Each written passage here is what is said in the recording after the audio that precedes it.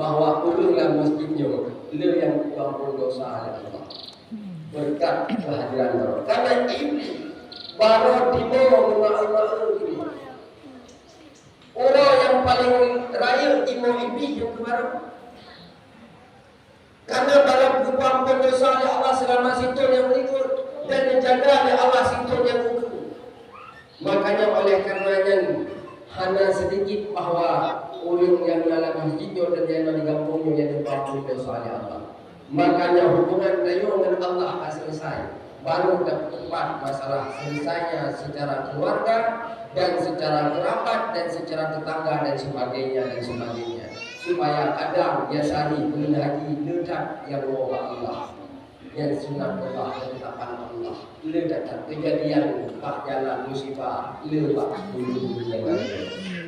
Maka oleh karenanya wajib kita wajib tahu dan wajib tahu nyobek dulu lagi maaf pak keluarga pak saudara dan pak tetangga lebih pak boleh kita sendiri. Maka oleh karenanya hadirin sekalian maaf sholat idul adha yang Allah muliakan. Hanya itu yang terbayang berada di padang Arafah. Kemudian yang kedua yang terbayang oleh kita yang ayat di satu ayat itu adalah orang yang rukun, orang yang bersihnya. Ini satu kejadian yang cukup dahsyat dalam sebuah keluarga. Jauh mati masanya dan masanya yang satu keluarga kompak untuk melaksanakan satu perintah Allah yang penuh dengan tantangan. Ini luar biasa keluarga yang lagi. Makanya ramai di keluarga yang dari kampung kita yang bermacam-macam tipu. Nasyid yang lagi tipu keluarga Nabi Allah Ibrahim alaihissalam. Nabi doa tipu keluarga Nabi Allah Ibrahim.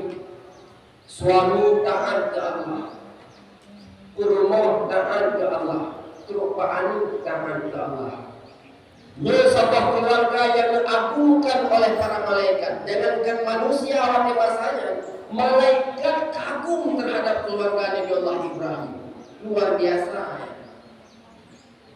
Balai berkompak untuk melaksanakan perintah Allah. Walaupun takwa diukur, Nabi Allah Ibrahim tetap siap. Nabi Allah Ismail pun siap walaupun lehernya dipotong, nyawanya melayang. Tapi karena perintah Allah, Nabi Ismail lupa cupi, hanya merasa gundah dan sebagainya, tetap ikhlas untuk menjalankannya.